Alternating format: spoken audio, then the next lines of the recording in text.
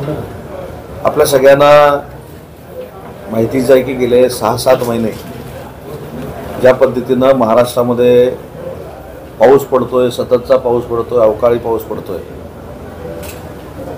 आणि याच्या संदर्भामध्ये शेतकऱ्यांची अनेक दिवसापासूनची मागणी होती की कर्जमाफी झाली पाहिजे.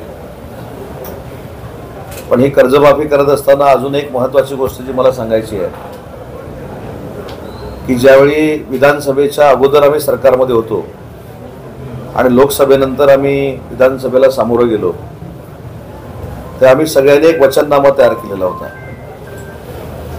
वचननामा तयार करत असताना राज्याचे मुख्यमंत्री हे एकनाथ शिंदे साहेब होते, जे शिवसेनेचे मुख्य नेते आहेत, आणि राज्याचे उपमुख्यमंत्री देवेंद्रजी होते आणि अजितदादा देखील उपमुख्यमंत्री होते. आणि त्याचवेळी वचननाम्यामध्ये आम्ही असं लिहिलं होतं की शेतकऱ्यांवर पावसामुळे असेल, दुष्काळामुळे असेल, जी काही संकट येत आहेत त्या संकटातनं शेतकऱ्यांना बाहेर काढण्यासाठी, बळीराजाला बाहेर काढण्यासाठी आम्ही कर्जमाफी करू, ही भूमिका एकनाथ शिंदे साहेबांनी त्या वचननाम्यामध्ये दिलेली होती. आणि आज मला सांगताना समाधान आहे की आज राज्याचे मुख्यमंत्री देवेंद्रजी आहेत, राज्याचे तत्कालीन मुख्यमंत्री एकनाथ शिंदे साहेब आज उपमुख्यमंत्री आहेत. पण जो शब्द निवडणुकीच्या निमित्तानं आम्ही दिलेला होता, एकनाथ शिंदे साहेबांनी दिलेला होता, तो आज देवेंद्रजींनी आणि दोन्ही उपमुख्यमंत्र्यांनी बळीराजासाठी पूर्ण केला. हे आपल्या सगळ्यांच्या दृष्टीनं महत्त्वाचं आहे. आणि हे पूर्ण करत असताना जी कर्जमाफीची तारीख दिलेली आहे त्या तारखेपर्यंत ही कर्जमाफी नक्की होईल. आणि याचे परिणाम काय होतील, तर ज्या पद्धतीनं दुष्काळ झाला, ज्या पद्धतीनं पूरपरिस्थिती झाली, त्या पूरपरिस्थितीतनं बाहेर पडण्याची ताकद ही महाराष्ट्रातल्या बळीराजाला मिळणार आहे. अजून एक महत्त्वाची गोष्ट सांगतो की आपल्याकडे कोकणामध्ये जो पाऊस सुरू आहे त्या पावसाच्या संदर्भामध्ये देखील सकाळी माझं आणि उपमुख्यमंत्री एकनाथ शिंदे साहेबांचं बोलणं झालं. त्या संदर्भात देखील निर्णय घेतलेला आहे की आपल्याकडे जे भाताचं नुकसान झालंय, आपल्याकडे जे नाचणीचं नुकसान झालंय, मग त्याच्यामध्ये रत्नागिरी असेल, सिंधुदुर्ग असेल, रायगड असेल, ठाणा असेल, पालघर असेल, मच्छीमारांचं जे नुकसान झालंय, तर त्याचा देखील नुकसानीचा सर्वे करण्याचे आदेश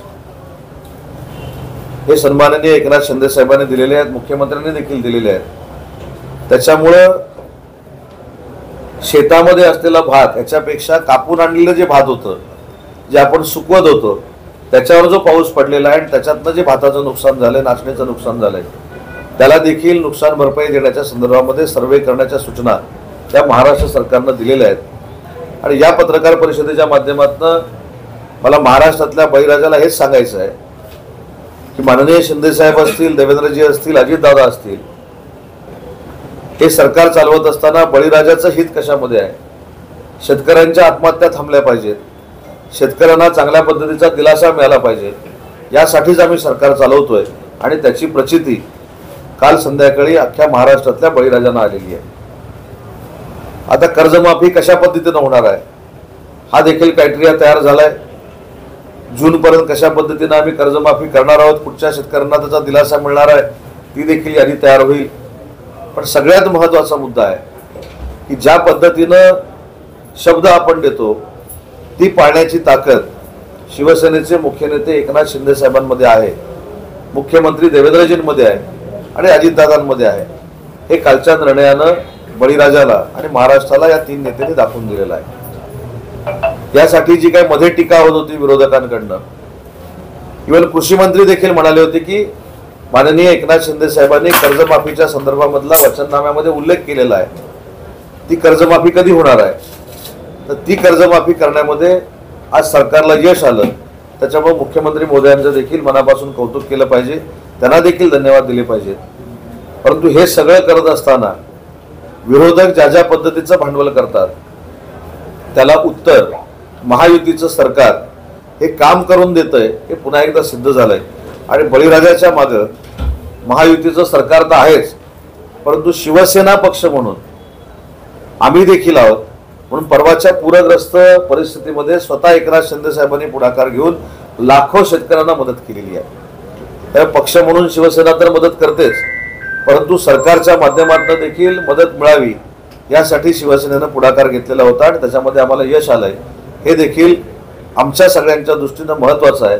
आणि बळीराजाला ताकद देणं म्हणजे आपण ज्याच्या जीवावर जेवतो 2 वेळचं त्याला ताकद देणं म्हणजे महाराष्ट्राला ताकद देणं आहे, महाराष्ट्राच्या संस्कृतीला ताकद देणं आहे. आणि ती संस्कृती आज महायुतीच्या सरकारनं जोपासली त्याबद्दलचं मनस्वी समाधान आमच्यासारख्या सगळ्या महायुतीमध्ये काम करणाऱ्या मंत्र्यांना आणि कार्यकर्त्यांना.